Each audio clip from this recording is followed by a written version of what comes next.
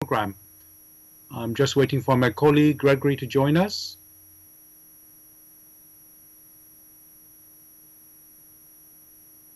Hopefully we'll get him soon.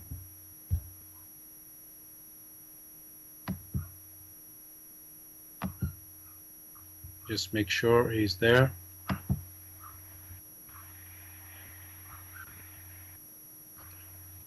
Greetings, Gregory, you're there? Hello. Okay, welcome to the show. We just started. So welcome, listeners. This is Bless Radio. It's the Tuesday evening spiritual discussion program, just after 6 o'clock. I'm Saad. I'm in Bromley in southeast London, and today is very sunny. Blue skies and warm. Gregory, please tell us where you are and how is the weather where you are? Speaking from Brussels, the same sunny and bright and sunny here again. Very good, very good. Dear listeners, the aim of the show is to introduce you to the spiritual knowledge in the light of truth, the Grail message by Abdushin. And every week we have a new topic. The topic for tonight is man, religion and faith. Man, religion and faith. And you're welcome to join us with any questions or comments. The number to contact us, you can contact us on our UK number, which is 07939641958. You can call, text or use WhatsApp. And if you're outside of UK, it is 00447939641958. Again, you can call, text or use WhatsApp. I'm going to begin with what is the Grail message? The Grail message in the light of truth by Abdushin is a spiritual knowledge of life. It offers an explanation of the world, a picture of creation on the basis of natural laws. Its lectures contain valuable basic elements as a help in life. For through the knowledge mediated, the readers again brought closer to life and led back to God. The Grail message deals with important fundamental questions of life by explaining in a clear and logical way the automatic working of the laws of nature, the whole weaving of creation, allowing every process to be recognized and thereby the purpose of our whole life. It is directed at the individual and speaks to the innate experiences of the human being, their strengths and weaknesses. Thus, every reader has the opportunity to discover through the intuitive perception if what is stated is the truth. Combining with matter-of-fact reasoning, a complete world picture arises, where there is no separation between the visible world and the great world beyond the five senses, nor any separation between scientific and religious striving for knowledge. I'd like to give you a couple of quotes from the author of the Grail message, Abdushin. The hearer and reader of my lectures should always work within himself, keenly probing and building bridges from one lecture to the other, as well as out into the great and small world happenings. Only then will he be able to understand the Grail message and find that it gradually shapes itself into one complete whole, without leaving any gaps. Again and again, in all the happenings, the reader will come back to the basic features. He can explain everything without having to change even one single sentence. The word of the Grail message lives, so that it permits only those people who really carry the honest desire in their souls to find abundantly. All else is automatically rejected by it. For the arrogant and those who seek superficially, the message will remain the book with 7 seals. I'd like to give you one more quote from the author. I wish to fill the gaps which have so far always remained unanswered in the souls of men, and which never leave any serious thinker in peace if he earnestly seeks for the truth. So, dear listeners, I just want to remind you the topic we're discussing tonight. It is man, religion, and faith. Man, religion, and faith. And you're welcome to join us with any questions or comments. The number to contact us on our UK number, it is 079 39 641 958. You can call, text, or use WhatsApp. And if you're outside of UK, it is 0044 79 39 641 958. Again, you can call, text, or use WhatsApp. Gregory, as you know, I like to look at the title and look in the dictionary what the word, what the meaning is in the dictionary. So obviously, we have three words today: man, religion, and faith. And man, although it's obvious in a way, I did decide to check it. It says one meaning it gives is an adult human male. Obviously, that is not what we are talking about in referring only to the male of the species. We are also talking about the female. So, in fact, the second definition does cover that, which is a human being of either sex or just a person. So, Gregory, would you accept that meaning as the definition of man?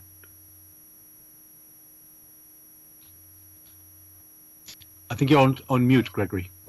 Yes, it is not precise enough to use descriptions, a human being. There must be further explanation, but the dictionary cannot continue to elucidate all this. So it gives a phrase or a description as to what it really means is unable to present to us. So on a partial basis, one will say yes. Okay. Would you like to add further right now, or do you want us to talk about it a bit later on? Because maybe along the line we can discuss what man is. Okay, fine. So let me continue. The second word is religion in the title today. And here in the dictionary, I've got three definitions given about it. So the first one, the belief in and worship of a superhuman controlling power, especially a personal god, or even it says little gods with G, little g. So that's the first one. I'm going to say that one again. The belief in, this is the meaning of religion, everybody, just so you know what I'm talking about, the meaning of religion in the dictionary. The first one is the belief in and worship of a superhuman controlling power, especially a personal god with a capital G, or little g gods. And maybe we address that one first, Gregory. What's about that definition? Is that a good definition? I mean, there's two more. Maybe I should just say the other two, just because it wouldn't be quite right if I just leave it out. So the other two, the second one in the dictionary, it says a particular system of faith and worship. And the third one is a pursuit or interest followed with great devotion, which I think people might refer to, let's say football. Some people call football a religion, but I think we all know that's like an alternative of religion rather than religion. So Gregory, yeah, those three definitions I've just read out, dictionary definitions. Again, are they sort of, let's say, do they reflect that word religion? Well, to delve into the matter in the proper way, these are only expressions In the case of man, the expression being used there is human being. In the case of religion, it's belief and worship of a superhuman controlling power. And now, in this case, again, further expressions are basically that's faith, which could also mean belief, but faithfulness, a better expression would be complete trust or confidence. Belief in itself is an attitude that there is something that is a particular case. In all this, we have expressions. To have a more complete understanding is one needs to know what the impressions are. So on the outside, we have expressions. On the inside, we have impressions. What impressions or what volitions give rise to these expressions? Then it will be easier or simpler to come nearer to the real meaning. For the meaning of any expression lies what lies behind it, which is the impressions such as the intuitive impression or the intuitive volition. That is what conveys the correct or the nearest meaning to many, whereas these expressions only just describe what is observed externally. Therefore, they are called expressions. Thank you for that answer. It's very interesting what you're saying there. So, so far these definitions really giving the expression, but you're saying we need to have, and they're the outcome in a way of an impression. And so, I'm now wondering, where impression, is it something you receive within you? I just want to know, I'm almost going to ask you, what is the meaning of impression? What do you mean by impression? Just to understand that. One already qualified it by using the word intuitive. That means a flash of a picture. What is conveyed? What picture do these convey? That inner picture is what one is referring to as the impression. So what picture arises right before ourselves, our inner selves? So when one is able to grasp that picture, that is the impression. That impression carries meaning. For meaning only becomes useful when there is a language. The language which is used to transmit these meanings, albeit a structured communication. That means in that case we are able, when anyone looks out and sees the sun, the first and the strongest impression is that is where power and energy comes from. So one can see that even when the word sun is used, the strong impression behind it is power or energy is dispensed from there. So that is the sense that one is referring to. I think I'm beginning to understand what you mean now. Um, so it's like the origin of the word is you need to go inside to know what that word really is. So I'm getting that sort of a better understanding what you're saying now. So I want to move on to the last part of the title for tonight. It is the word faith. And again, I looked in the dictionary there, and the meaning in the dictionary, it says, again, there are two definitions given. One is the first one, complete trust or confidence in someone or something. So that's the meaning of faith, the first one, the complete trust or confidence in someone or something.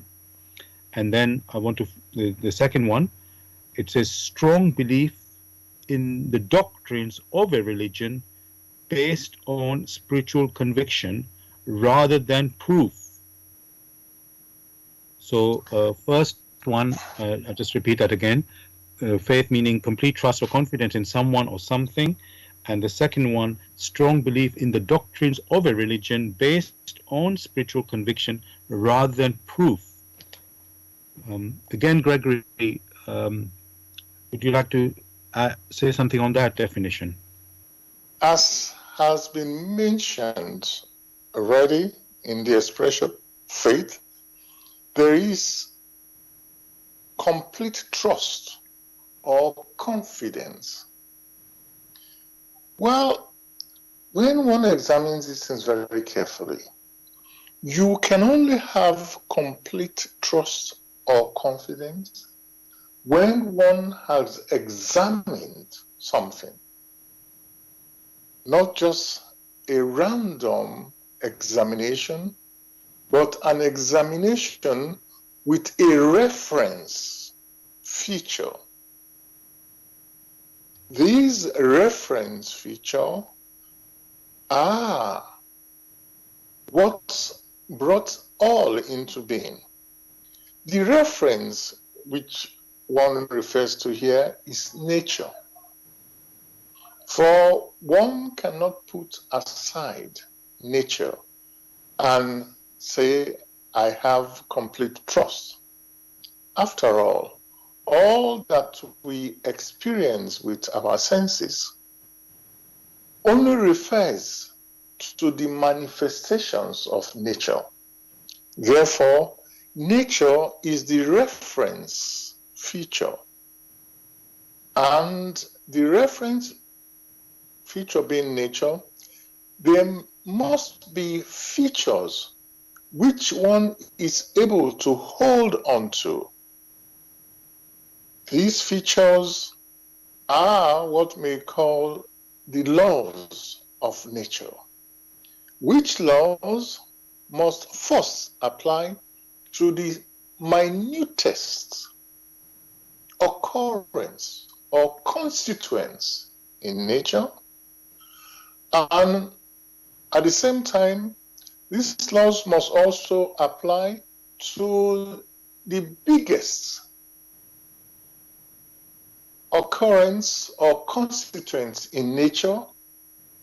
All these constituents of nature must obey these laws. That means there's no divergence from it. Only when one bases one's contemplation and examination will one have the confidence due to personal examination. Only then can one say there is trust, and that trust, which is based on examination, leads to faithfulness and therefore faith.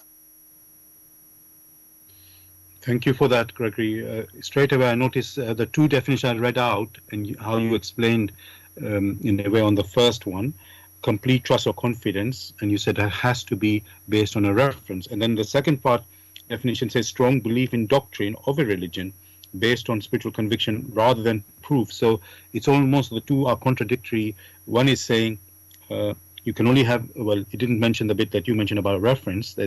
You have confidence because of some reference that you can really trust in. In here it is really saying you are trusting on something 100% confident in it, but it's not based. It doesn't talk about the reference of knowing, well, basically on a doctrine. So you've adopted something. I will use the word alien in quotes because it's not something you invented. It's something that somebody gave to you. That's what most religion is. We didn't make our own religion. It was something that it was either handed down or we started to follow, but somebody else brought it. So it would be adopting something from someone else. And however, you are saying you can't have confidence or 100% confidence or trust unless it is based on a reference, like you said, nature, which is something, of course, we can observe. And so in a sense, the definition here in the dictionary, it's not matching what you're saying in how you've defined it. So okay. If I may add a bit to it. Yes. Whatever doctrine is put out there, if that doctrine is not based on the features that are observed in nature or generally in creation, then that doctrine is incomplete. It's only examining one part, or it is filled with holes, which one cannot hold on to. Because it is filled with holes, there are exceptions. One, therefore, cannot trust a doctrine which is filled with so many exceptions that the doctrine itself is not cannot hold on itself, because it's like some imagination which has been badly arranged or rearranged is not self-consistent. And that's why such doctrines that have not got their framework on nature or on the laws of nature are incomplete, and therefore one cannot trust or have confidence on that which is partial, because there will be other doctrines, or one can examine these things and find complete inconsistencies. For it is said, when you have a scenario in which we have inconsistencies, you cannot use that one as building blocks in order to move forward. Therefore, each step in that doctrine or each assumption in that doctrine must be examined thoroughly, examined only with the laws of nature, through which all that constitute nature, in which we ourselves are part of nature, in which we ourselves, our thoughts, our activities are parts of nature, and therefore the doctrine must be a part of nature. If it's not in consonance, that means it does not swing with the laws of nature, then that doctrine has no firm framework and must be done away with. Thank you for that, Gregory. And I really want to explore further what you've said there about doctrine, and explore consistency, and I want to explore that further. So before I ask you further, I just want to let the listeners know you're listening to Bless Radio. It's the Tuesday evening spiritual discussion program from 6 p.m. to 8 p.m. The aim of the show is to introduce you to the spiritual knowledge in the light of truth, the Grail message by Abrushin. And if you are interested in getting a copy of the Grail message or want some more information, you can go to this website, which is www.grailmessage.com. I'll spell that: www.grail, Grail, message, MESSAGE.com. And the topic we are discussing tonight is man, religion, and faith. Man, religion, and faith. And you're welcome to join us with any questions or comments. The number to contact us, UK number, it is 079 39 641 958. You can call, text, or use WhatsApp.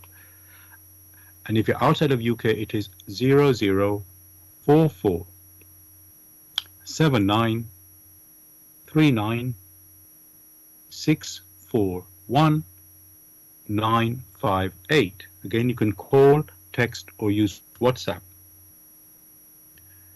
Now, Gregory, you know, all these religions, or many religions, let's say, you said, you know, you started saying in the earlier part of the program, you mentioned about having a reference.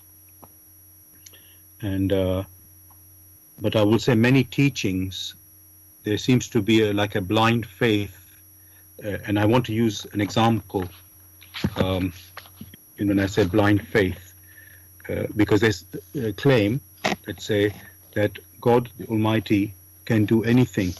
Anything is possible with God. And it sounds, in some cases, I mean, it's to show that God has unlimited power, you know, and he can do as he wills or pleases. And also, it, you know, to show his capability. God has a full, you know, unlimited capability.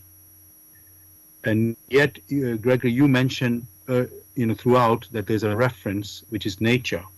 So it seems, is God able to work? Let me ask you, can he do anything and everything?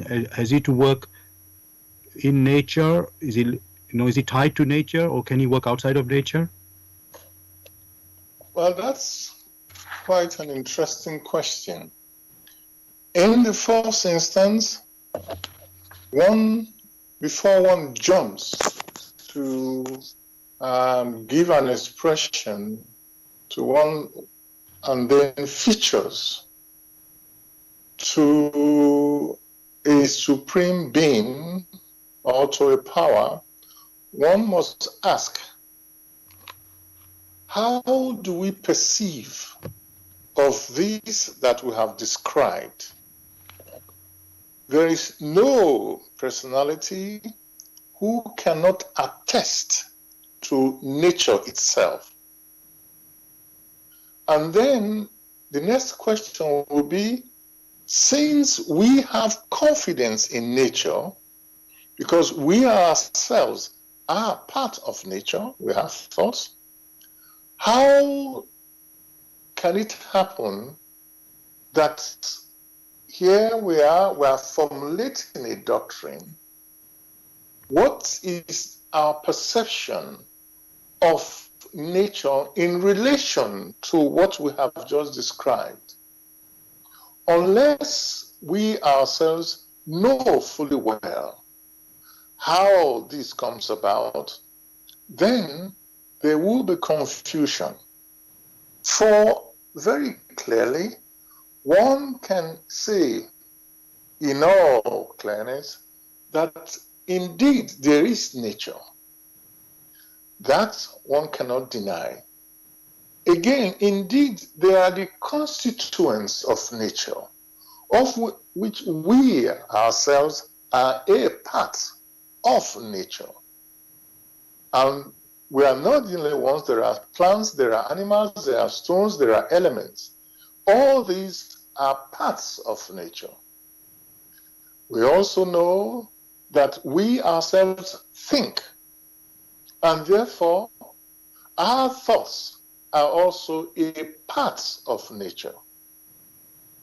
We also know that there is motion in nature, for we move, And there are cycles in nature. We see plants, we see animals, we see movement. Then the most natural question that must come within us is, where comes this power that moves all that exists in nature, that gives life to the constituents of nature? If we follow that path, then it becomes clear to us that there is power, the origin of which we do not yet know. Then it becomes clear that that power resonates in nature, and we use of this power in such simple way of reflection, then one is able, through one's development, to have clearer meanings of nature and the power that moves nature. In all naturalness, different cultures will grant this power different names, but it is the same power.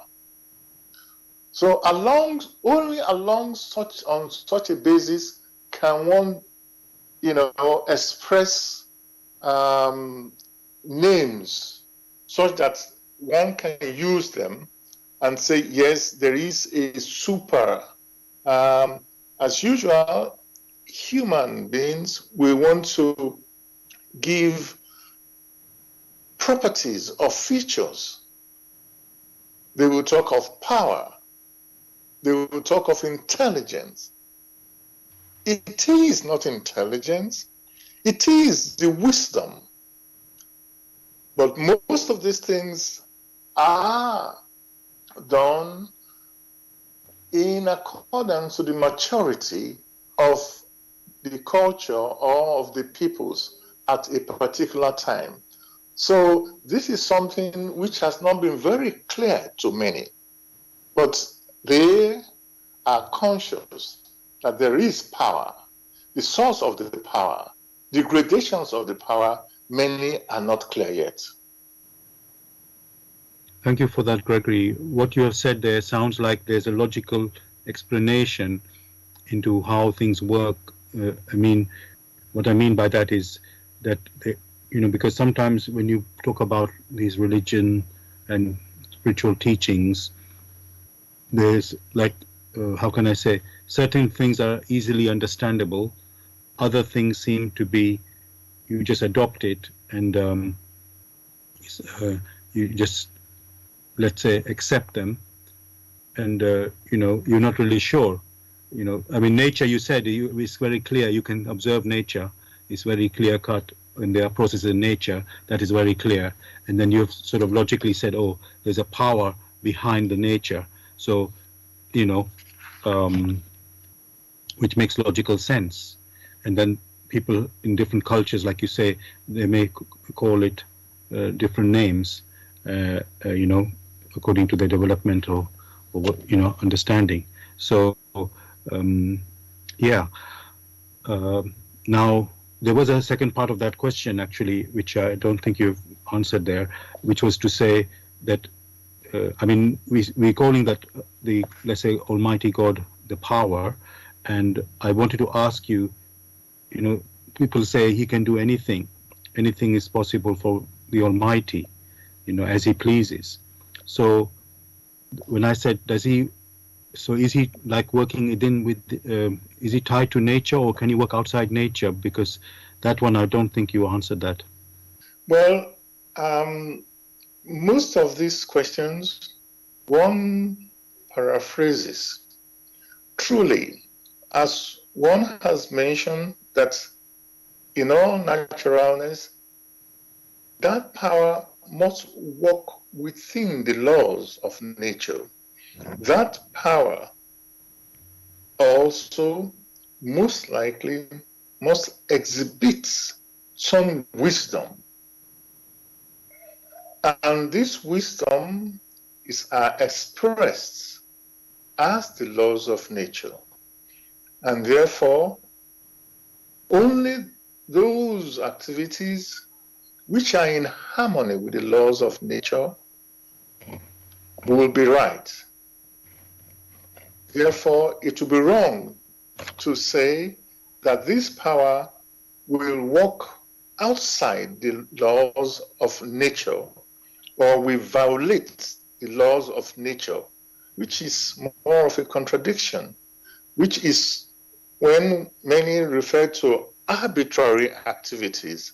That is impossible through the wisdom that that power or the source of that power has placed in nature or in creation. For many of these religions have acknowledged that a kingdom divided against itself cannot stand. These are very clear statements, so it cannot be otherwise. What one is trying to avoid is just take whatever expressions and assimilate it. But what one is doing is pointing along the line for listeners to examine for themselves, and without much effort can already see the contradiction that the laws of nature through which the power express many activities cannot act against themselves. Thank you for that, Gregory. I want to examine one example about, let's say, one of the beliefs. And this one is concerning about how creation came into being. And let's say in the Bible, I think it's in Genesis, where it says God made the world, I'm talking about the physical world now, in 7 days. Or let's say 6 days, and he rested on the seventh day. So, and yet we know from science, Gregory, this solar system that we are in, where the Earth is in, it is 4.5 billion years old, and it took, let's say, 500 million years for the sun and the planets of our solar system to form. And yet, that is what science is saying, and yet God created, let's say, the universe in 7 days or 6 days, according to the Bible. And so now we get this difficulty of accepting, there's a conflict, let's say, with scientific results, which you can say, Gregory, would you not agree that that is science is looking at nature and making, observing nature, as we've been talking about, and that is supposed to be the reference point. And here we seem to have something in the teaching which is claiming that, oh, this was done in 7 days or 6 days. So there's like a contradiction there. And then you can see easily, I don't want to divert too much, but easily people now disbelieve the religion and want to listen to the science because that's making sense. So, Gregory, in a way, my question is really, when people believe in such beliefs, I'm talking specifically of this story of the creation, how do you go forward with that? Can you just accept what is written there in the Bible there, or can you say, no, that doesn't make sense, science has proven it to be wrong? First, one has to understand what science tries to do and what the biblical scripts are presenting to us. Science, the way it is practiced for now, have built up laws for itself. And science does things through simulations. All right, and they carry out investigations within a domain. And that domain or that realm is that of matter. What lies beyond matter, science is unable to comprehend. For science deals with gross material comprehension. it can only carry out its investigation gross materially.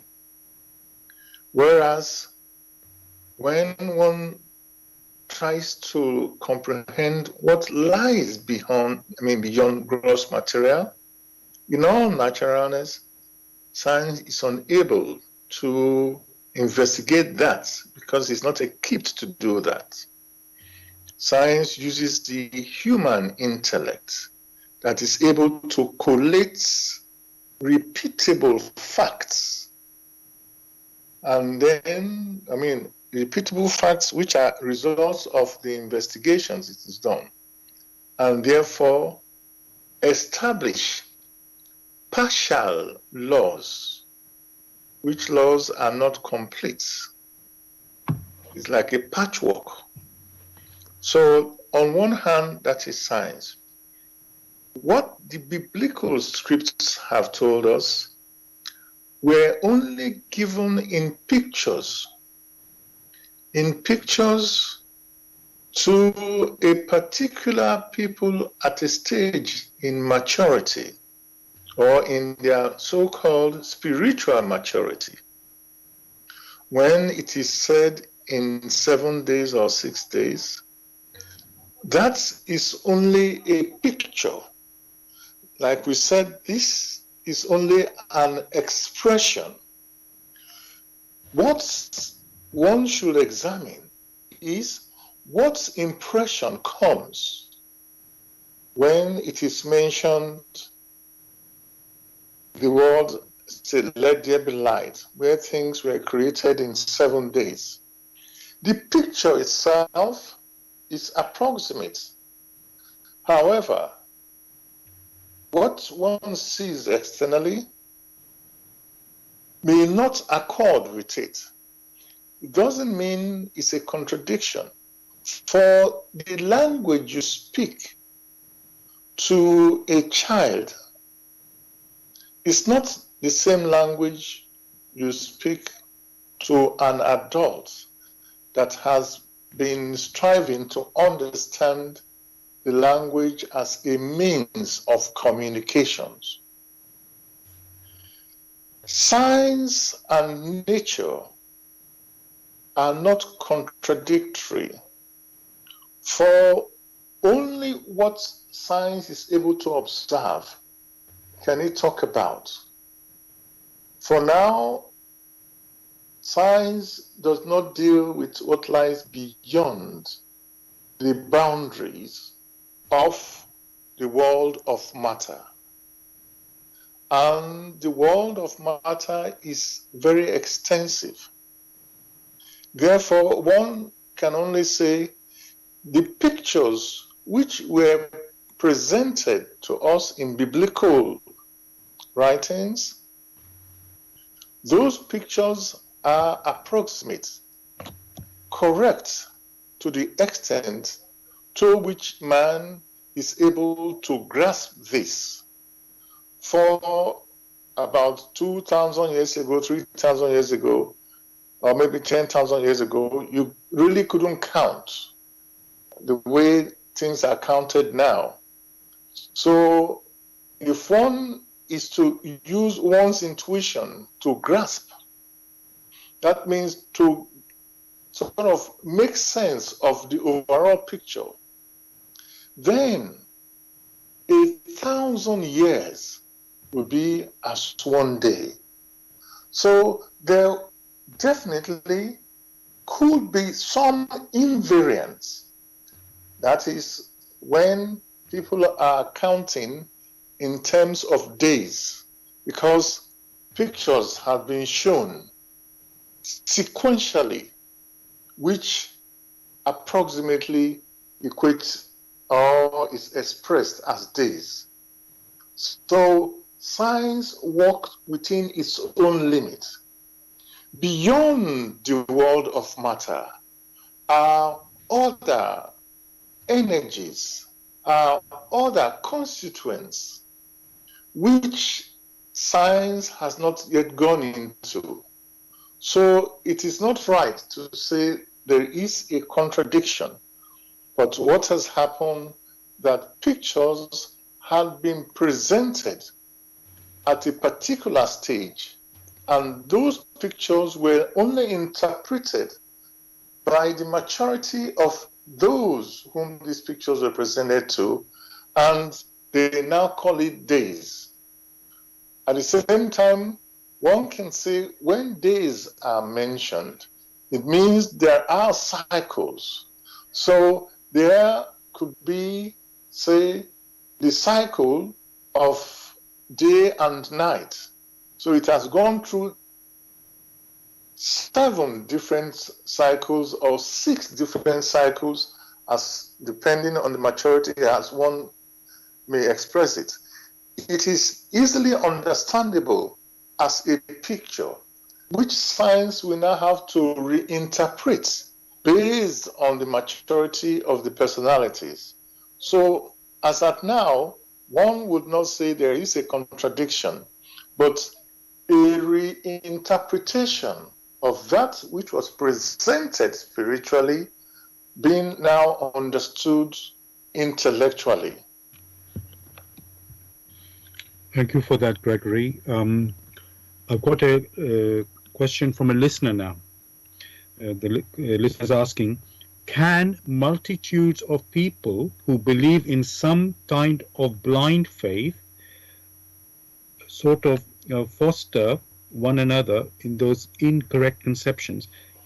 I'll probably have to, I'm going to say it as it is, and I'm going to try and reword it, because it might not land as clearly as I would like, as I think the listener wants to ask. So I'm going to read the whole question again. Can multitudes of people who believe in some kind of blind faith sort of foster one another in those incorrect conceptions just because they are being advocated by many and start to take as a standard? And then it's like a secondary question, but I'm going to summarize it. Why does not nature strike hard against them so as to prevent misconceptions? So I will reword it, Gregory, this question myself. So I think the listener is asking, those who are of a blind faith, where they have misconceptions and they, let's say, propagate those misconceptions, why, and take that to be the standard, let's say, why doesn't nature strike against them, hard against them, to prevent these misconceptions? Well, let's take these things one by one. We have a collection or a group of people, a multitude of people, who have grouped themselves in a sort of blind faith. Blind only means they are not examining. Because they are not examining, in accordance with the laws of nature, through which they themselves came into existence, they sort of gather together. That's why we have a group or a collection. And what makes them come together is that indolence which doesn't examine anything. That being the case, they hold on to that blind faith. But they also have their free will. Their free will to make decision, to be able to filter. Because they refuse to make use of their free will and to examine further, that is also gross indolence. And in accordance with the laws of nature, we now have a form of attraction of homogeneity. The laws of nature, through which they themselves came into existence, does not all of a sudden wipe them off the map. For a time period is granted for many to mature, and therefore only through their own activities will they eliminate themselves through these same laws of nature. It will not happen that the laws of nature or the wisdom of the Almighty all of a sudden sends fire and brimstone to wipe them off. But they, in their indolence, will fall from one error to another error to another error until, before too long, they eliminate themselves. This is in accordance with the law that granted the human spirit the free will to decide to be or not to be. Thank you for that, Gregory. I want to put another question following from this last question, which is, with the different religions that are out there, there's a lot in common, and then there's things which are not in common. And, but people normally let's say they just believe it, whatever each religion says. And let's say an outside person, objective person, looks at it, and then he says, okay, this one says this and that one says that, and he wonder, oh, how can I decide which is the truth and which is not the truth? Because you can't pick and choose. I like this particular belief in that one and something else in the other one, because you have no way of checking or testing that this one is correct. Because if you pick and choose what suits you, you cannot. It's almost you're bound to get something wrong because you're picking and choosing. So my question, Gregory, really is, when there's all these different teachings, which are, as I said, there's conflict in some of them, how can one know what is true or not true? Very simply, whatever teachings, whatever religion that is out there must be examined. Only through personal examination by that person that had come to adulthood, only through such examination is one able to decide. If you are presented food and you do not taste it, how would you decide? But having tasted the tea or tasted the food, you are able to decide whether you like it or you do not like it. And what helps you to decide whether you like it or you don't like it? This depends on the impressions that assails you. Which impressions are those of one's intuitions? Many of these things must be examined intuitively. Because somebody's answering the question. Only through such an exercise can one make a decision of that which is beneficial or not. It is true that it's a challenge. Of course, if you do not challenge yourself through investigation, maybe scientifically, physically, or intuitively, how can you then make progress? Like the British used to say, or they still say, he or she who dares win. The human spirit must be daring in its activities, must examine. Only through personal examination can you come to separate that which is useful from that which is not very useful. For many like gold, and when they go out to make a procurement, they will not accept silver as gold, neither will they accept sulfur as gold. They will have to examine that which they have to put their money in. The same thing is expected of the human being for self-preservation. For no religion can ask you to take something, believe in it, and you yourself, in an age of maturity, test it without further examination. In fact, man, the human spirit, must examine it again and again in all aspects. Only through that will you have the confidence that indeed this can lead me through from one point to the other. Else, that which has been presented to you, which you have taken without personal examination, might as well lead you to the depths, to hell itself, because one was too indolent to check it out.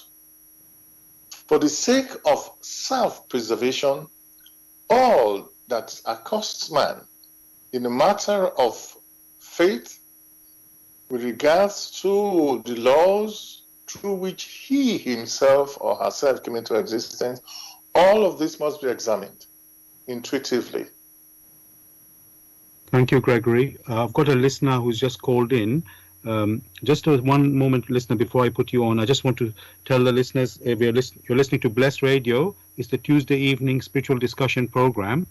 The aim of the show is to introduce you to the spiritual knowledge in the light of truth, the Grail message by Abdushin.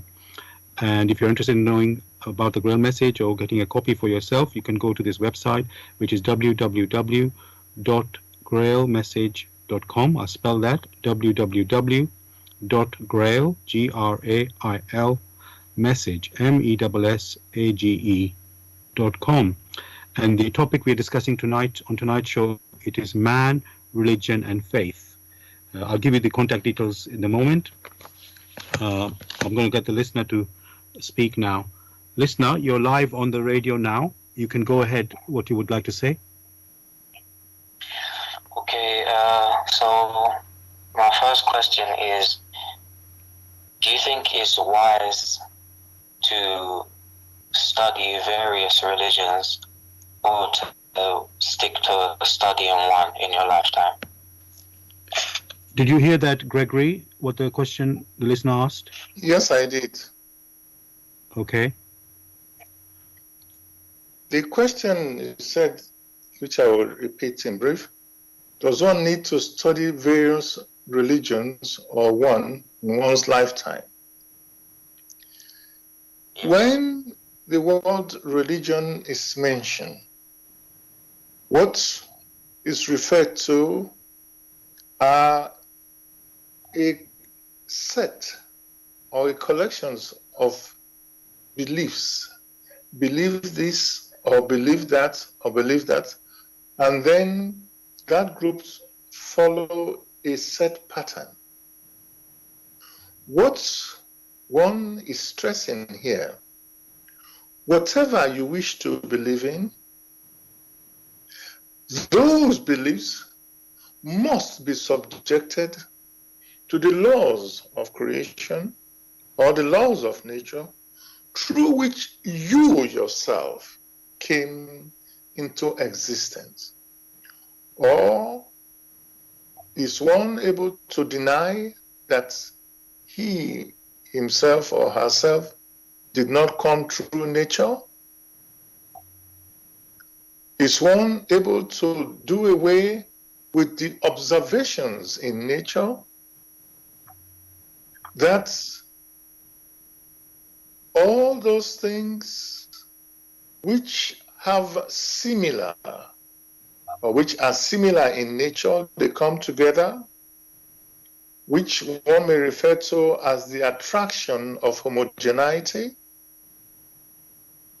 Is one able to deny that that which is heavier sinks and that which is light rises?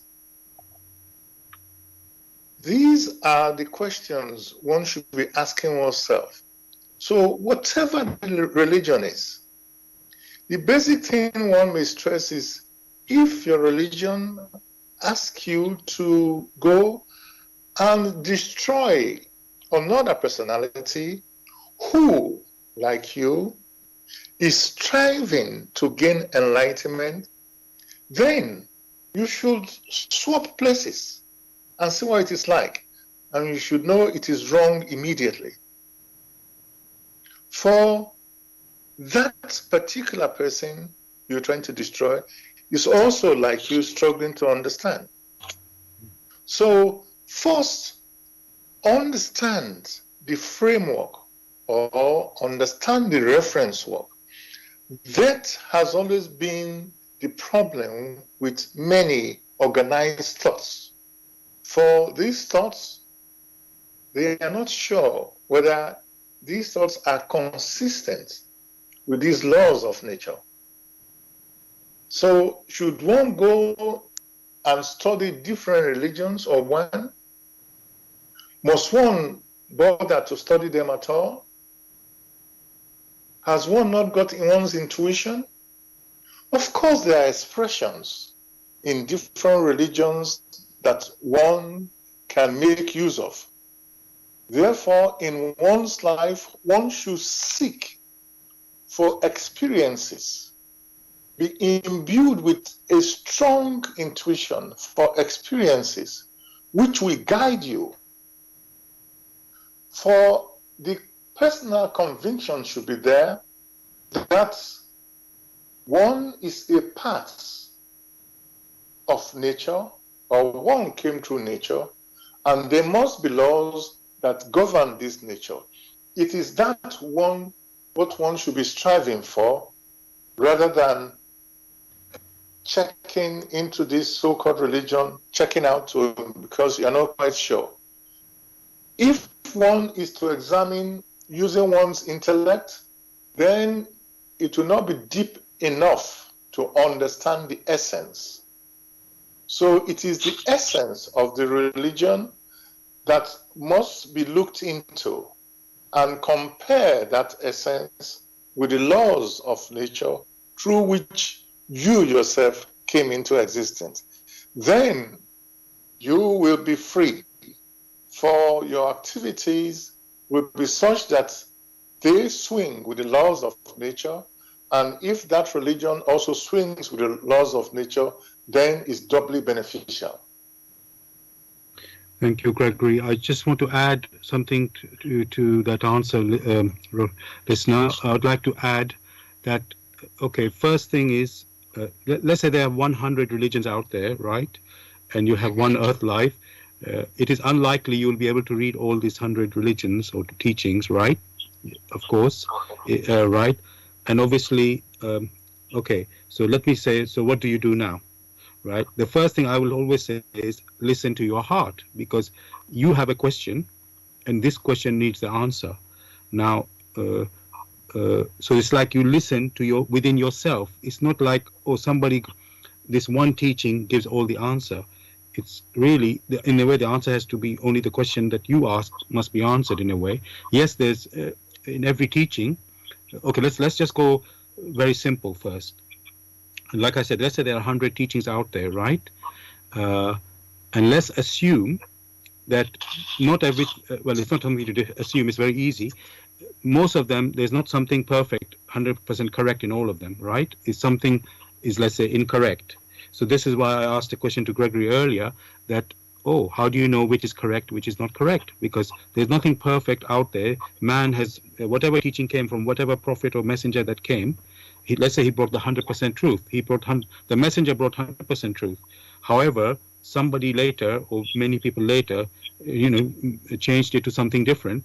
And now you don't have the original. You have something, like say, second and third hand, which has been distorted. Now, how on earth do you tell which is the distortion and which is the truth? It's like an impossible job, right? So right, like Gregory say, there's something that I will put it this way.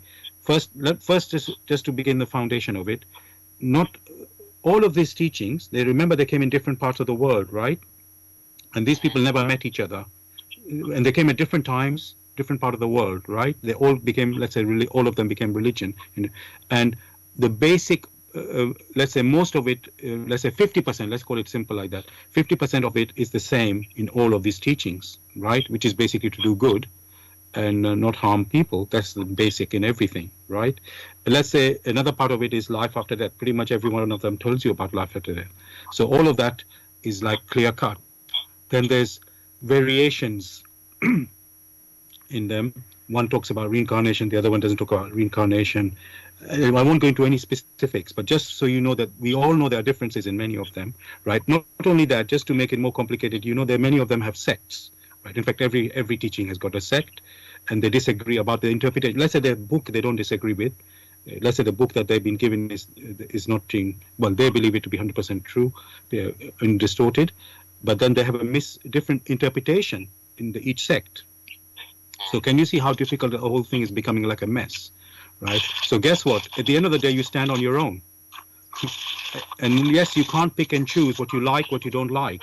However, as Gregory has mentioned before, there is a gift that each of us carries, which is the intuition, right? If you, first of all, I know you will have to know what is intuition, but let's assume you know what is intuition. If you use your intuition, you will get a sensing, is this true or is not true? The other very simple way is something making sense, you know? 1 + 1 is equal to 2, and it can never be, no matter, you know, whatever belief or faith you have, it doesn't turn into 10. It can't be, right? It's even if you believe God can do anything, in quotes anything, it doesn't mean he can do something, in quotes, the impossible or injustice. Never you think of God as injustice, or it's always love and justice, nothing outside of that. So it can't, and nothing can be, let's say, outside of that. So it can't be, if you said, oh, I bought 2 apples, and somebody gave you another 2 apples, it cannot be 10 apples. It cannot be, right? No matter what anybody thinks, they think it is. So that's the logic. So there's a bit like that, the intuition. I don't know if we want to go into deeper about that right now, but if you can sense what is intuition. I will stop. I'm going to. Yeah. So that we can move forward. Yes, exactly. And I know you've got another question, so I will. Is that okay? What I've said so far and what Gregory said, is that okay for you? Yeah. So I think it falls in line with what you were saying before about how do you tell which one is right, which one out of all the religions is there. Yes. Which one is right? And you just touched on just now intuition. So yes, just answer that as well. Yes, so, and I don't want to go into the definition of intuition just yet, and let's say that could be another question. So I know you said you have another. I think you have some more questions. Am I right? Yeah. So yes. From what you and Gregory just said, so Gregory, you was talking about, which I really liked actually. He said something about answering. He said that you might have a question, you might have something that's on your mind, you might have something that you want answered, and then there may be a religion or there may be some type of information out there that matches to what you was thinking about. Yes. And that could be something that you could look further into, and then boom, that religion may be the one that is for you. I find that really interesting actually. And then Gregory was saying something about basically the message that you are reading should be in tune with natural law. So that's really cool as well. And you said something about there being different interpretations which causes confusion. Yes. So I was thinking that these different interpretations, maybe it is true for some people and not true for some people, you know? Like, we all have different paths in life, we all have different, even though we may be going back to the same source after life in a spiritual way, but on the physical world, we do have different paths in life. Many, like everybody's living the same life, but there's millions and billions of different, you could say, simulations going on, or realities happening. This whole planet is a universe in itself. Do you know what I'm saying? So another person may see something one way and another person may see something another way, but it doesn't necessarily mean that any of it is true or false. It's just what that is it applies to that individual. So, yes. Yeah, I mean, let's say they're fundamental. Gregory, sorry to intervene there. I just wanted to add to my little bit on that, how to respond to you on that. Let's say there are certain fundamental facts, like you are born and you die, okay? That one is not subject to different interpretation. That's just you are born and you die. That's like what you could say is, when I'm when I meant things there should not be a contradiction. Yes, let's say you like a particular fruit and I don't like that particular fruit. That's not a contradiction. That's not a contradiction. It's just that you like one thing. There's nothing wrong with the fruit, obviously. It's just that you like something and I don't like that something. So it's not about, so that is not about that. You could say, I will use the word interpretation in quotes because it's nothing wrong with the fruit. It's simply you like that one and I like the other one, or I don't, or I don't like that one. So basically, so there's a fundamental thing can't be, let's say, illogical or inconsistent. That's got to be like facts. They're like facts of life. There's certain facts of life, and then there's the only other thing is the experience, because everybody has a different experience of this. Just like I said, tasting food, you taste the same food and I taste the same food. You might like it, I may not like it. So that is just an experience. So that is not, I'll use the word interpretation in quotes for that, because that's just your experience, because there's nothing good or bad about that. You can't say it's a sin, or that fruit is a sin. No, it's not about a sin.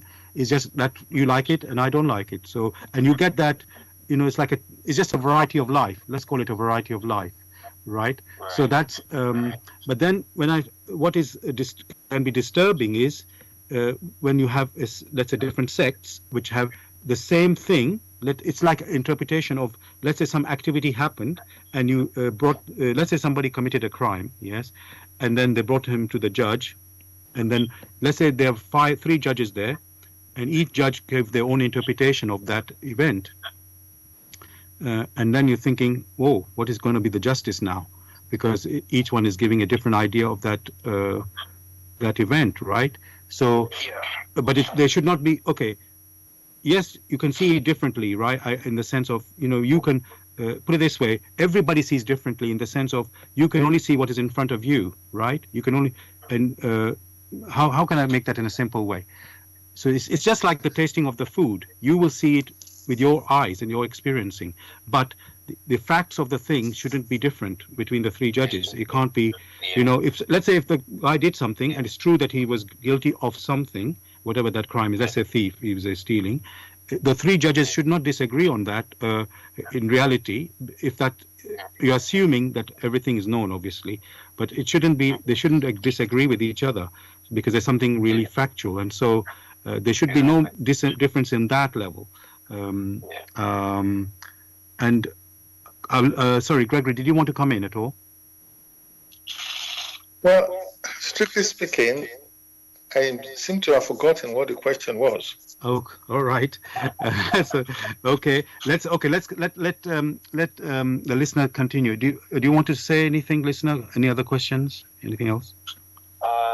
Yeah, I wanted to say something about there was something that we said earlier, and it was to do with science and the fact that it doesn't basically, that science is not a spiritual practice. And I'm not saying I disagree with it, but I do think that science,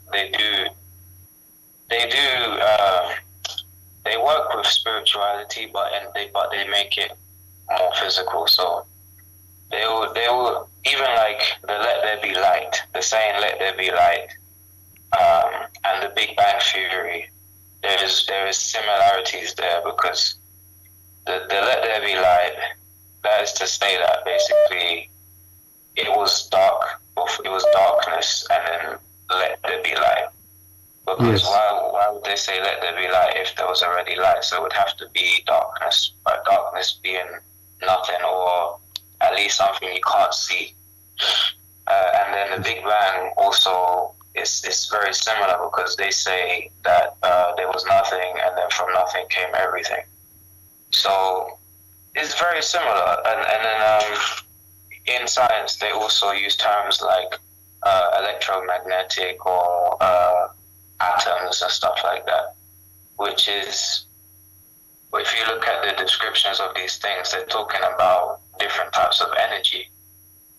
And then they normally, make a physical device or mechanical thing that basically transports the energy, whether it's electricity or something like that. Right? So they do kind of use spirituality, but it's limited because they only use certain types of spiritual energy. Sure. So yeah. So Gregory, okay. First of all, Gregory, did you hear what he was saying? Yes. Okay. One must make it very clear the limitations of science. Science does investigations in the world of gross matter. Matter is different from energy. It is in matter as a domain and the processes which one observes in matter that science is able to deal with.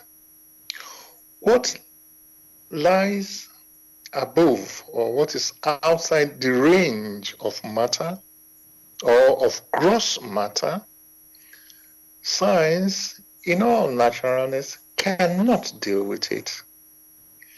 As of now, the expressions that science call energy and the changes in expressions, these are what science, using simulations, using assumptions, put together and form theories.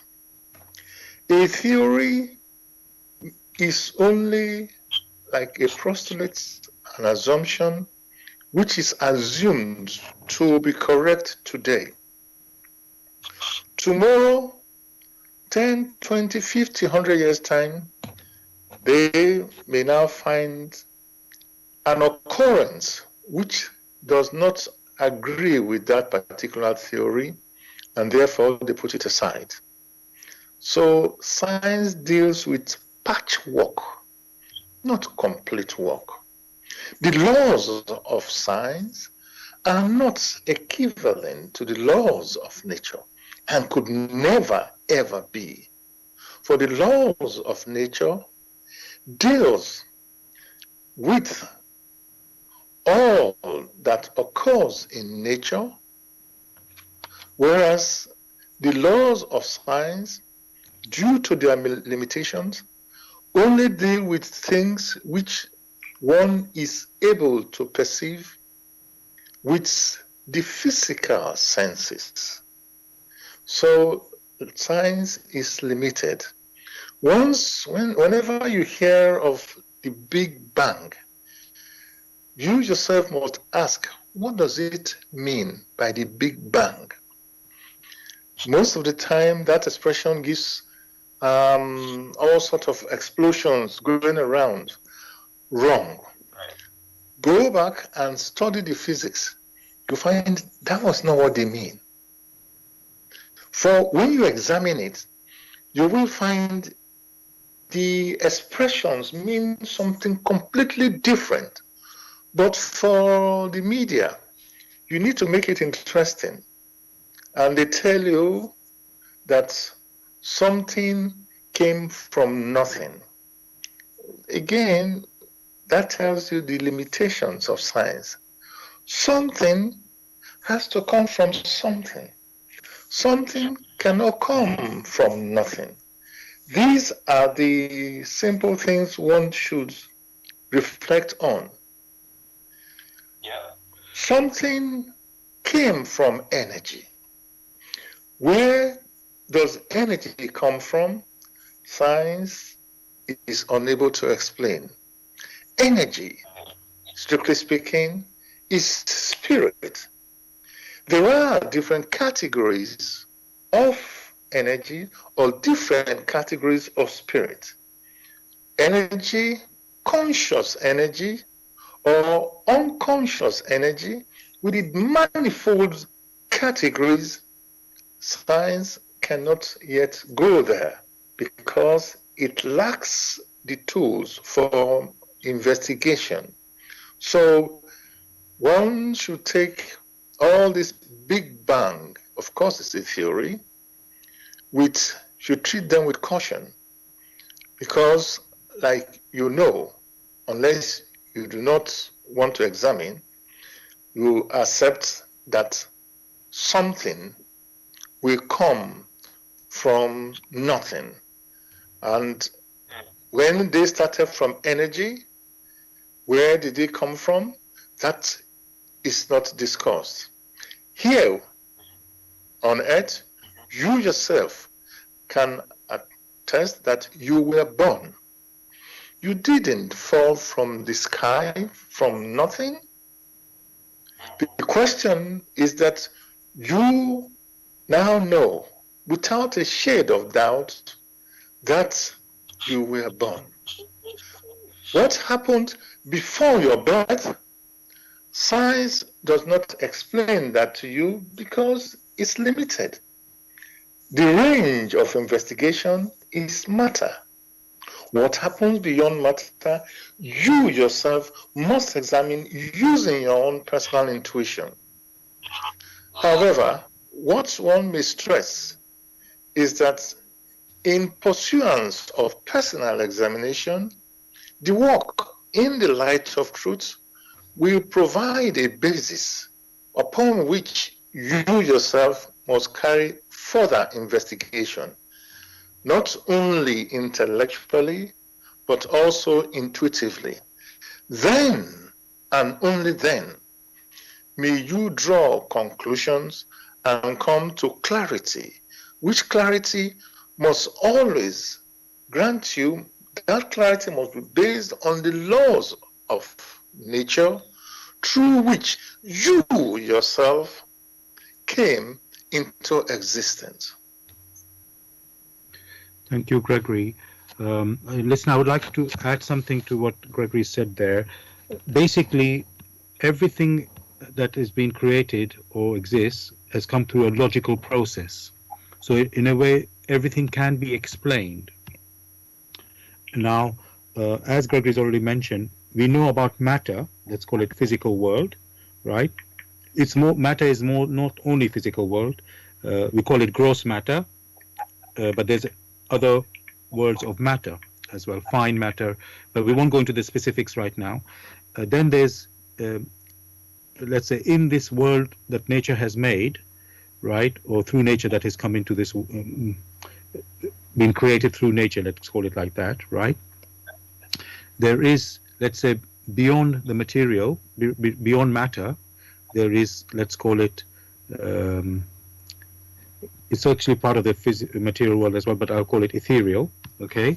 So, and then this is how it's, in the Grail message, all these, let's say, things are clearly set out in the sense of all the sections of creation have been set out, different worlds. So there is, so let's say, as I say, going beyond the physical, the matter, world of matter, there's this ethereal world, and then there's the next, I'm just going to do it very quickly, there's another world which we call animistic, right, which is, you know, the animals, and we are living beings as human beings. There's also the animals who are living beings. The core of the animal is a soul, basically, right? I'm just going to do it very quickly, and the core of the human is a spirit. So there's an animistic world where the soul of the animal comes from, that's their world, and then there's a world of the human being, or the spiritual beings, and we human are from the spiritual. So there's a spiritual world also, and that is beyond the animistic world. And then very quickly after that, let's call it the next world, which is after the spiritual, is the divine, where you could say the angels come from, because they're not spiritual beings, they're divine beings. And then the creator himself is there outside of all that. Let's just call it in a simple way. So I've given you a very quick picture from, let's say, top to bottom or bottom to top, right? So all these species, if I call it that way, exist, and each one is a unique species, right? They can't mix with each other. They can't turn, like an angel cannot turn into human cannot turn into animal, and vice versa. None of that can happen. They exist as a unique species, each of them. So but all of them, this is formed. They came into being. Okay, so when let's say the words we said was "let there be light." So there was basically a process how every one of this species came into being, and that's in science. it doesn't know that process. It can't really enter that world because I've got another caller calling me. Okay, let me just see. The call is still. I'll call them back in a second. So can we proceed with further yeah. questions so that we don't tie ourselves to one question? Yeah. Please? So I just wanted to just bring that out as a little bit. Yeah. Let's be brief. So because the caller, you're not bombarded. I don't want to complicate it. Yeah, I don't want to complicate it. That's fine. So let's be brief. I just want to, but I would like questions. Of course. So hopefully, I mean, I can only refer you to examine the Grail message for that to get the details, okay? Because it is a lot of information. Let me say to take it all in, but just to know that there's a process. I just want you to know there's a process, and it can be explained. It can be explained, and the details are there in the Grail message. Okay. So yeah. I'll have a look at that. Yes, you can go to the website. Yeah. Yes. Or we can. You can just contact me outside of this show, and then we can on the same number. You can contact me, and I can just talk to you briefly. By the way, I could understand everything you were saying. So he was talking about there being like a hierarchy of different types of beings and different types of energies, basically. So I could understand it. Yes, it's just I've given you this. What Gregory was saying about the limitations of science, I thought that was quite funny. Yes. And he was so he was saying that how can something come from nothing? Exactly. Which is interesting. Yeah, exactly. Yeah. So that's all logical thinking. That's what basically this is. So it must add up. The whole thing must add up. There cannot be a missing piece of the jigsaw. Otherwise, you can't do it. So, and science can only give you an answer to a certain extent, not give you the full picture. So that's. I'm going to stop there. I'm going to stop there. So, are you happy with all these questions and answers? Is there anything else? That's perfect. That's perfect. Good. Okay, brilliant. Thank you for that. So yes, thank you for joining us, and I will just move on to the next questions from the other listeners and so on. Take care. All right now. Thank you. Take care now. Thank you. Bye. Dear listeners, just to remind you, you're listening to Bless Radio. It's the Tuesday evening spiritual discussion program. The aim of the show is to introduce you to the spiritual knowledge in the light of truth, the Grail message by Abdrushin. And the topic we're discussing tonight, just to refer back to the Grail message, if you are interested in getting a copy of the Grail message, you can go to this website, which is www.grailmessage.com. I'll spell that, www.grail, Grail, message, message.com. And the topic we're discussing tonight is man, religion, and faith. Man, religion, and faith. You can join in the discussion with any questions or comments. The number to contact us is 079 39 641 958. That's our UK number. I'll just repeat it again. It's 079 39 641 958. You can call, text, or use WhatsApp. And if you're outside of UK, it is 0044 7939 641 958. Again, you can call, text, or use WhatsApp. So, Gregory, I'm just going to look at something here first. Gregory, as a human being, we start obviously as a baby, then grow into, young child, youth, and then, adulthood. And then there's a stage in that you could say growth from, you can say, youth to adulthood, where we have very idealistic ideas. It's like an inherent desire, for, you could say, perfection, and we want to make the world a beautiful place, and that is what young people seem to dream about. And then, let's say, when we leave that, let's say, you could say, when man comes into the real world, we start to lose the idealism and, think, oh no, the world isn't perfect.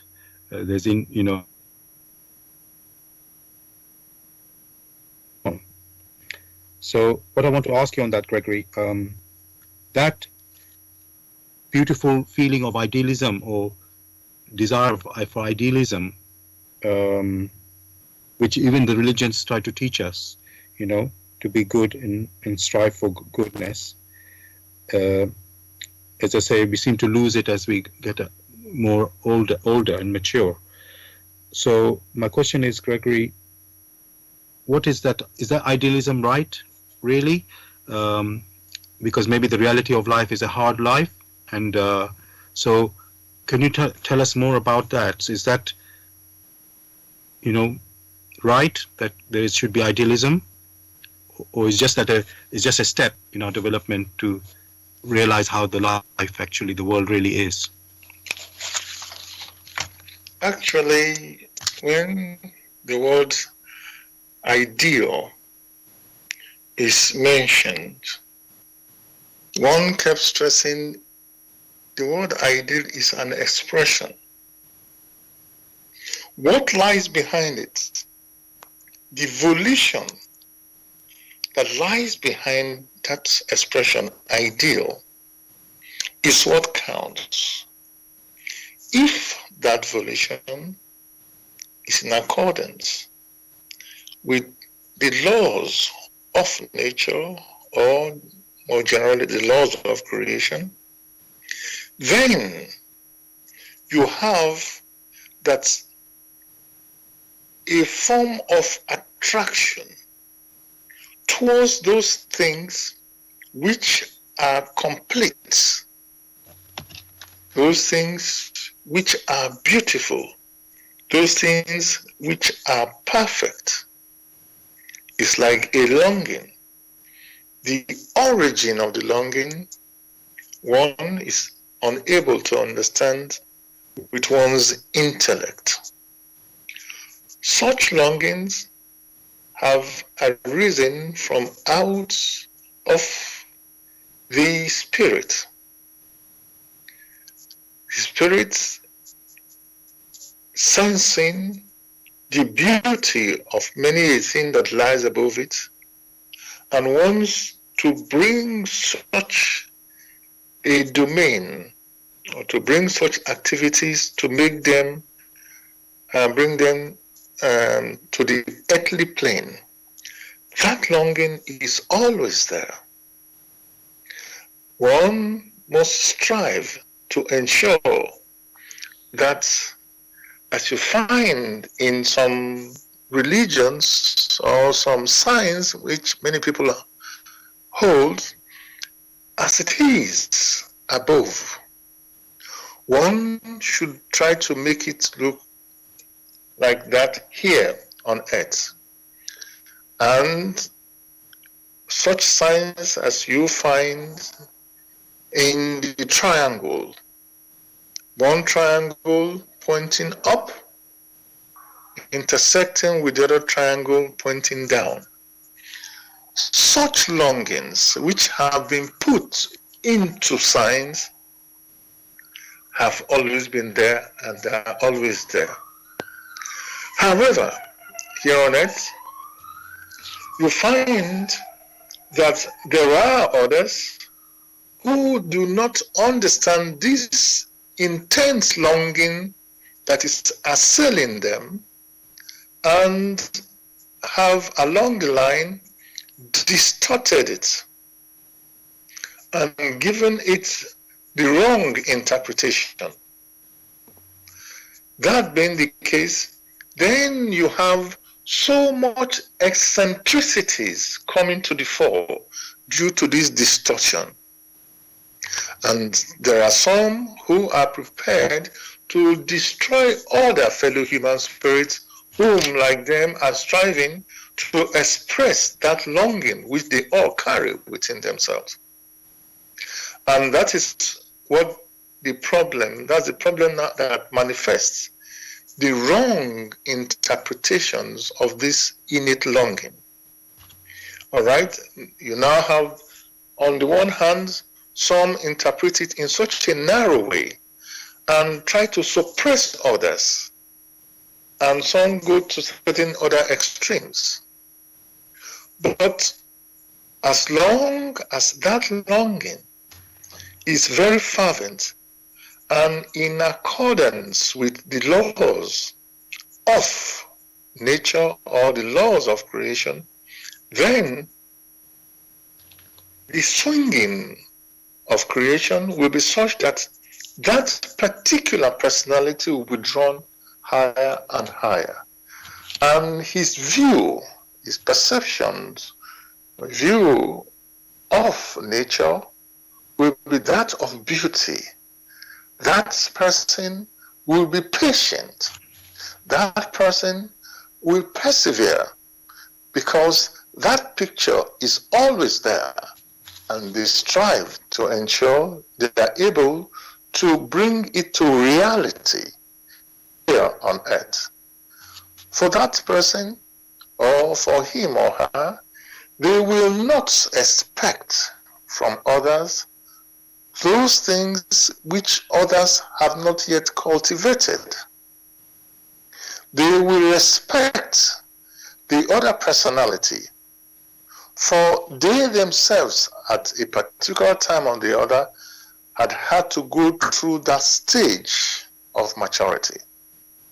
When you have such personalities who continue to strive after the ideal, not those who sit down in one place and expect good things to come to them, but those who in their intuitions and in the expression of their intuitions, which the intellect now make reality on earth. When you have such people who continue along such lines, then one beauty after another will become reality. For they themselves are striving to ensure that which is ideal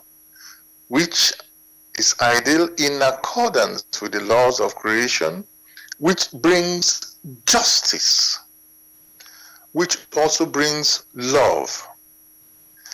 Those things they will strive to ensure that it manifests physically in all activities. Thank you, Gregory, so much for that. Clarifying, what exactly is the idealism and where it's coming from, and how life is actually, we are developing. I want to move on to another topic on my next question, which is about miracle. I want to talk about miracles now, which we let's say here in the Bible as well.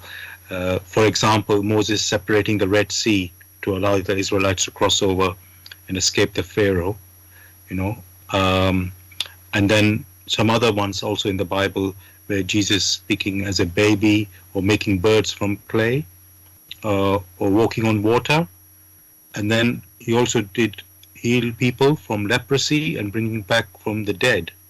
So all these miracles we hear about that I've just mentioned there, Gregory, are they true?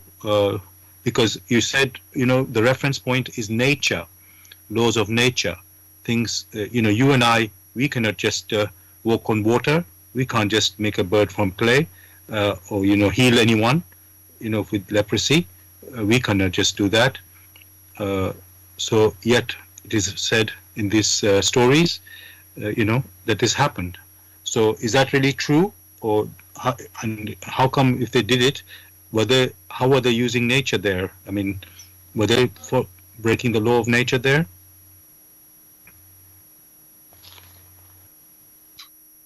Well, thanks for this question. Can you hear me? Yes, less loud and clear. Yeah.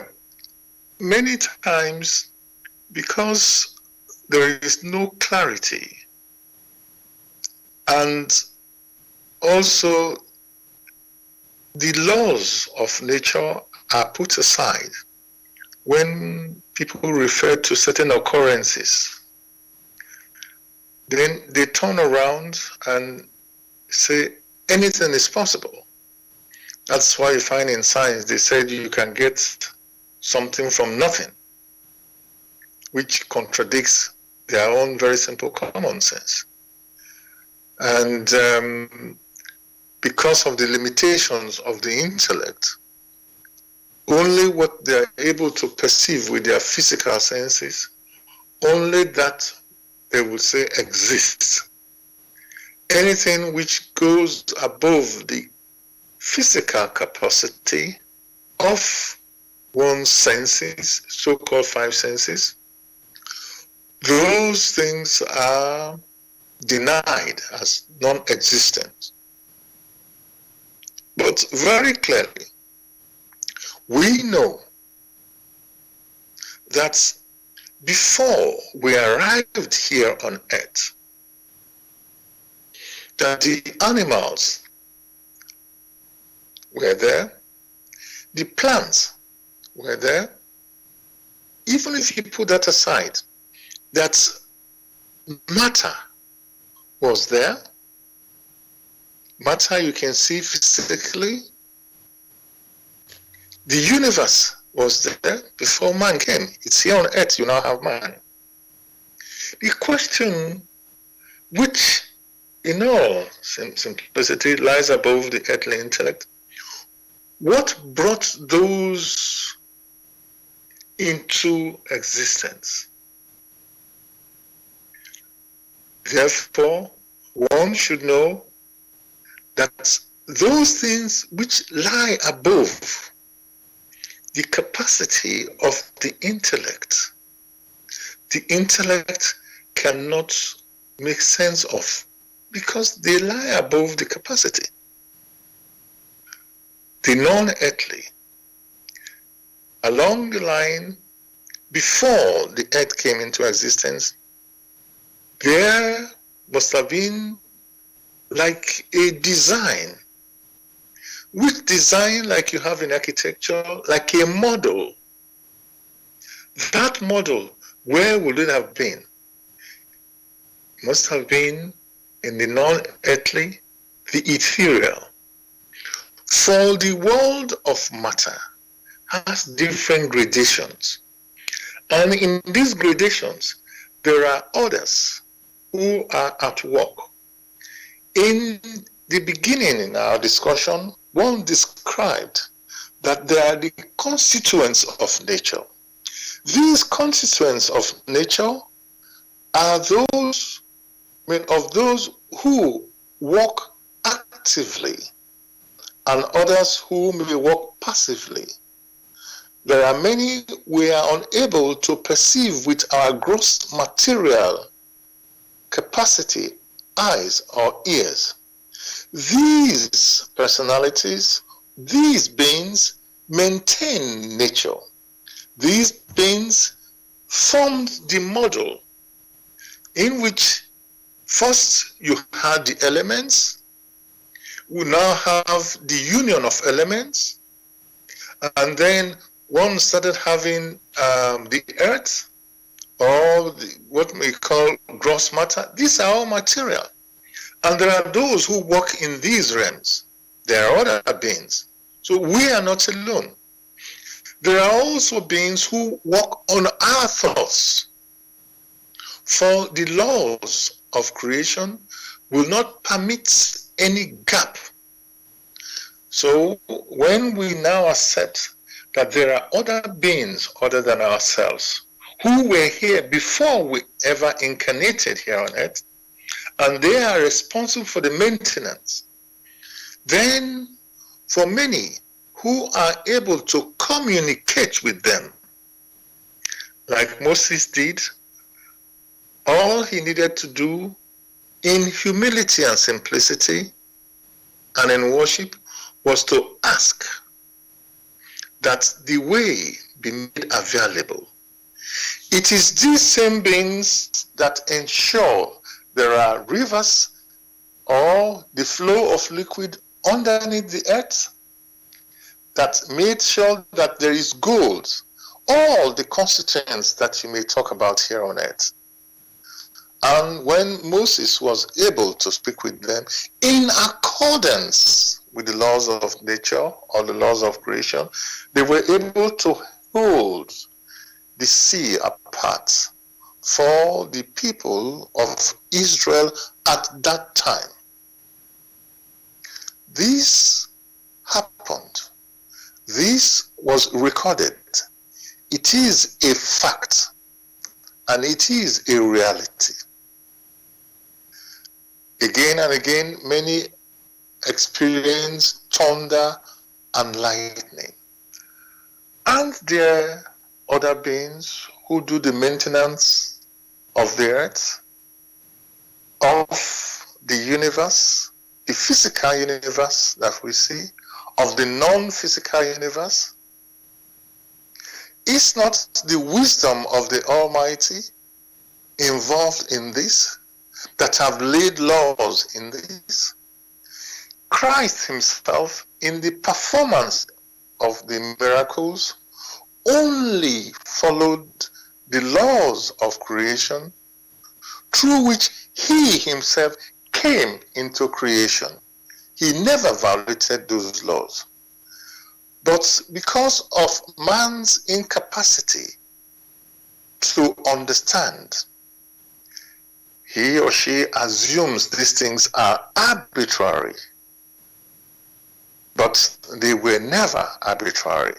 For Christ himself, being the personification of divine love, was able to see the threads which tie the human body to the human soul. And in realizing that in the case of Lazarus, that those threads were still taut, and he himself was then able to call back the soul who was very much around in the neighborhood and grant him the strength, the power to continue on the earthly path for a bit more time. Had those threads been severed in accordance with the laws of creation, there is no way Christ would have called that soul back. There is a precise set of processes, which processes swing unconditionally with the laws of creation that make it possible for things to manifest. Processes seen physically, processes unseen. That is the way creation is ruled. Many may examine this work in the light of truth, which challenges the human spirit to wake up and understand these particular laws, what creation offers, what it has come to do here on earth, such that it will leave the earth matured, conscious, self-conscious, and in following that path, give real gratitude to him who made it possible. The laws of creation, the laws of nature, the divine laws cannot be put aside, for they are the form, the wisdom of the Almighty who exists. Thank you for that, Gregory. I think I'll do one final question before we end the show. I want to ask about, intuition, because we have said that that's what we need to use in realizing or working out if something is real or not real, or, if something makes sense. I just want to check, Gregory, is the intuition objective? Because sometimes people might think, intuition is something to do with your emotion. And when your emotion, you can be, they say, subjective, or you can be biased, especially let's say if some incident happened to you where you feel there has been an injustice to you, and then somebody else looks at the same situation, although they have not suffered the same situation like you have, and let's say it comes to a judge, and he will do it in an objective manner. He would not say, oh, because you feel hurt, it means you know something wrong happened to you, and and so our emotion could deviate from being objective. So I know I'm mixing two things here. So I just want to check, Gregory, when we use our intuition in assessing a matter, is that objective? Is that somehow subjective, like emotionally? That so I'm basically saying, is it objective or not? Is the intuition? One, we're only paint a picture of what the intuition is. At the beginning of these discussions, you use the word religion, faith, you use the word human being, and also belief. And one stress, these are only expressions. Expressions to describe a particular occurrence or set of belief, whatever one cares to call it. And the question then was expressions. What is the impression behind it? The impressions which have arisen, of course, should give a more precise picture. For the expressions only give an approximate picture. What is an approximate picture is not as objective. It's not, let one not use the word objective. It's not as consistent as the impression. So it is the impression that gives a more rounded, clearer picture. The clearer things are, the more you are able to see injustice. For instance, were you to go to the hospital and have some x-ray, if it is of low radiation, then there will be confusion. It is not clear. But if it is of very high radiation with power, it becomes more precise. Then you can see the different areas. Then we will say, I will rely on that which has the best possible interpretation, that is, of one's intuition. One should never forget that the frontal brain only transforms and interprets, but the picture that is radiated from the back brain is precise.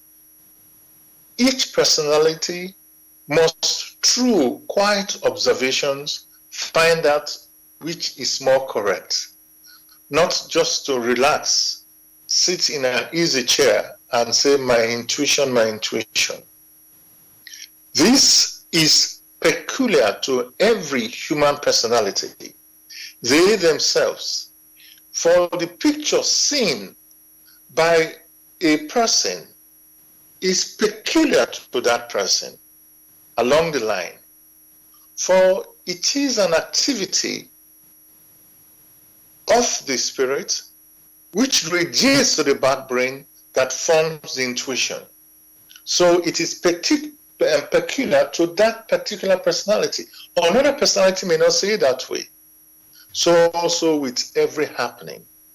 Each personality must sharpen their ability to perceive, for it is the perception. Thank you for that, Gregory. We've come to the end of the show. I just want to finish with this quote, a short quote from the Grail message. It is from the lecture, The Star of Bethlehem. It says, only the impossible demands blind, unreserved faith. For whatever is possible immediately stimulates independent thinking. Wherever there is truth, which is always characterized by naturalness and consistency, thinking and deep intuitive sensing automatically set in. This only ceases where it no longer finds anything natural, thus where truth does not exist. And it is only through deep intuitive sensing that anything can become conviction, which alone brings values to the human spirit. So, dear listeners, thank you for joining us tonight. I hope you enjoyed the discussion, and I just want to ask Gregory if he would like to say anything to say goodbye. Well, wishing everyone well, and to examine all that assail them. Thank you for that, Gregory. And dear listeners, just to remind you, if you are interested in getting a copy of the Grail message or want some more information, you can go to this website, which is www.grailmessage.com. I'll spell that, www.grail, Grail, message, message.com.